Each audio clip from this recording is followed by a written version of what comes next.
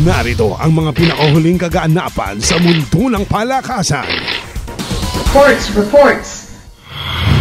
Sa basketball, dahil daw sa pagpasok ni LeBron James at Chris Bosh, Miami Heat is now the team to beat in the NBA.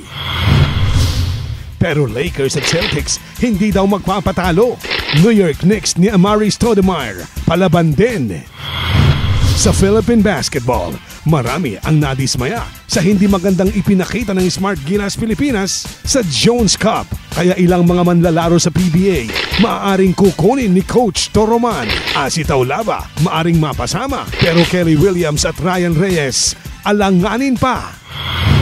Isang dating NBA player na si Lorenzen Wright sumakabilang buhay na. Si Wright ay naglaro ng 13 taon sa NBA. At ang pinakahuli niyang koponan ay ang Cleveland Cavaliers kung saan nakasama niya si LeBron James. Sa chess, Grandmaster Wesley So ng Pilipinas, number 5 sa World Young Grandmaster Tournament na ginanap sa Switzerland. Sa boxing, ayon kay Nonito, the Filipino Flash Donaire, kung ayaw ni Vic the Raging Bull Darkinian na muli siyang makasakupa, aakyat na lamang ng weight division ang 27 anyos na Pinoy champion. Sa kanyang paglaban sa bantamweight class, maaari niyang hamunin si World Boxing Organization bantamweight champion Fernando Montiel ng Mexico. Sa ngayon, hawak pa rin ni Donaire ang World Boxing Association Interim Super Flyweight Belt.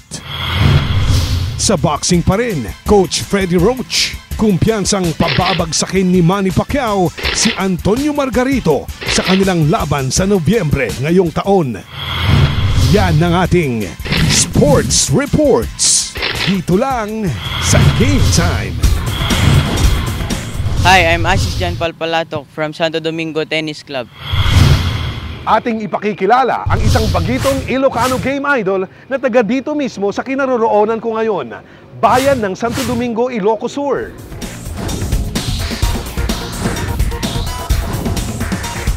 Game Idol. Isa sa ating mga game idol ngayon ay ang heartthrob ng Divine Word College of Vigan na bata pa lang humahataw na sa larong lawn tennis. He is our game idol. Hi, I'm Asis Jan Palpalatok, your game idol. Get to know me. 10 taon na siya nung natuto siyang maglaro ng tennis. Nasubukan na rin niyang nag-champion sa larangang ito, pero alam niyang marami pa siyang kailangang matutunan. At ang kanyang iniidolo ay isa ring Grand Slam champion. Sino favorite male tennis player? Si Roger Federer po. Roger Federer. Opo. Bakit si Roger Federer? Kasi gusto ko po yung mga backhand forehand niya. Yun po ang gusto kong gayahin. Natalo man ang kanyang favorite player sa Wimbledon, mataas pa rin ang kanyang tingin dito. Naniniwala ka ba na kontrapelo si Nadal kay Federer? Opo. Sino sa tingin mo mas magaling sa kanila?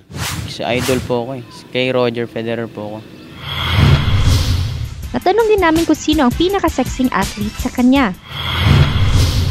Sino sa tingin mo ang pinaka-sexing babaeng atleta sa buong mundo?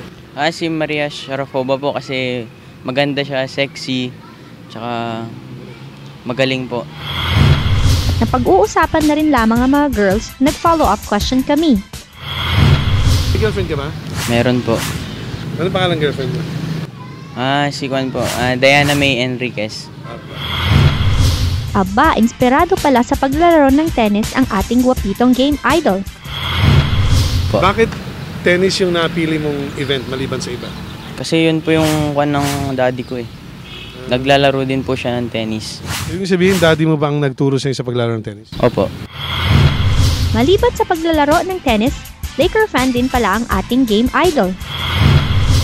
Anong favorite NBA team mo?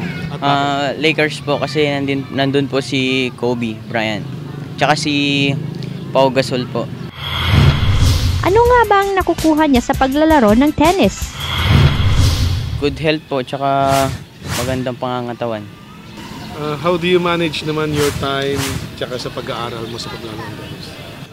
Pagkatapos po ng klase ko, hapon pumupunta na po ako dito sa tennis court. Tinatapos ko muna po kasi yung mga gawain ko, saka ako pumupunta po dito. At At ang mensahe niya sa aspiring tennis players, Maglaro na lang po sila ng tennis para malayo sila sa mga drugs, sa mga paninigarilyo, pag-iinom po. sa pagtatapos ng aming pakikipanayam, ano nga ba ang mga bagay na hindi siya nabubuhay kung wala ang mga ito? Family ko, girlfriend, cellphone, iPod, ganun, tsaka yung raketa po ng tennis. Promising athlete who can't live without his loved ones, and most of all, his tennis racket. He's our game idol. Hi, I'm Asis John Palpalatok, your game idol. Now you know me.